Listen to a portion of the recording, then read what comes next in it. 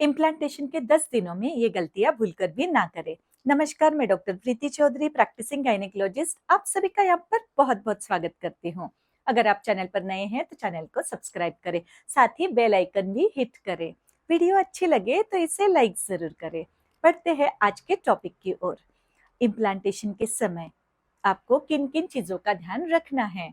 10 महत्वपूर्ण प्रिकॉशंस आज मैं आपको बताने जा रही हूँ। उसमें से लास्ट वाली सबसे महत्वपूर्ण है और मेरी तरफ से बोनस टिप है। सबसे पहले हम ये देखते हैं कि इम्प्लांटेशन होता क्या है। ओव्यूलेशन के समय एक स्त्री बीज या अंडा ओवरी में से रिलीज होता है और फैलोपियन ट्यूब्स में ट्रेवल करता है।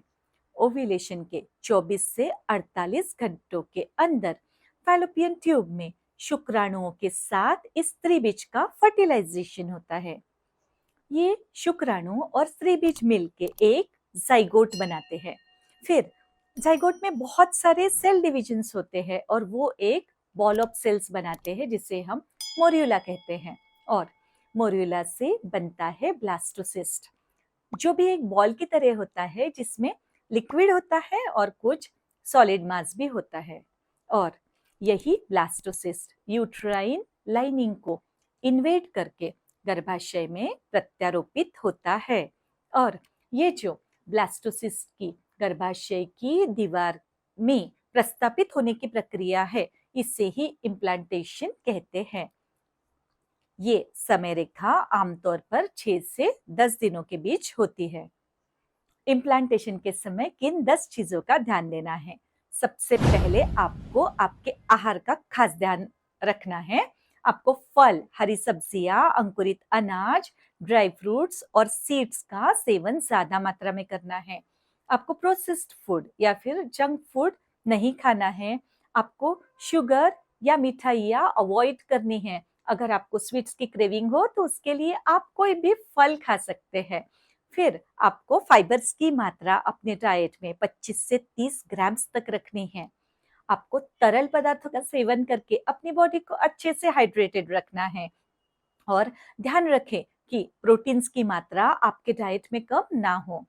आपको कम से कम 1 ग्राम पर केजी बॉडी वेट इतना तो भी प्रोटीन आपके डाइट में ऐड करना ही है। दूसरा पॉइंट है एक्सरसाइज। तो एक्सरसाइज इम्प्लांटेशन के समय करे या ना करे, एक्सरसाइज आपको करनी है, लेकिन आपको जेंटल एक्सरसाइज करनी है। मतलब डिफिकल्टी लेवल माइल्ड होनी चाहिए। विगरस या फिर बहुत ज्यादा हेवी वर्कआउट्स बिल्कुल नहीं करने हैं। एक्सरसाइज कितने समय के लिए करनी है, तो आपको एक्सरसाइज 30 मिनट एक दिन में, ऐसे सप्ताह में 5 दिन, बस इतनी ही करनी है। एक्सरसाइज के प्रकार, वॉकिंग या फिर स्ट्रेचिंग एक्सरसाइजेस या योगासन आपके लिए बेस्ट रहेंगे। एक्सरसाइज क्यों करनी है? क्योंकि एक्सरसाइज से रिप्रोडक्टिव सिस्टम का ब्लड सर्कुलेशन बढ़ेगा और प्रॉपर इम्प्लांटेशन के चांसेस भी बढ़ेंगे। तीसरा पॉइंट है कि इन दिनों में आपको फिजिकल रिलेशंस बनाने से बचना है। चौथा पॉइंट है पर्याप्त नींद। आप रोज रात को 8 घंटे की नींद ले, रात को जल्दी सोए, सुबह जल्दी उठे। और आप ड्यूटी करते हैं और आपकी नाइट शिफ्ट है तो आप आपके गायनेक से नाइट शिफ्ट एक्सक्यूज लिखवा कर ले और दिन में ही काम करे। वो भी आपको जेंटल वर्क करना है, कोई भी हेवी काम आपको नहीं करना है। पांचवा पॉइंट है मेडिटेशन करिए और ब्रीदिंग एक्सरसाइजेस करें। इससे तनाव कम होता है और गर्भधारणा की संभावना बढ़ जाती है।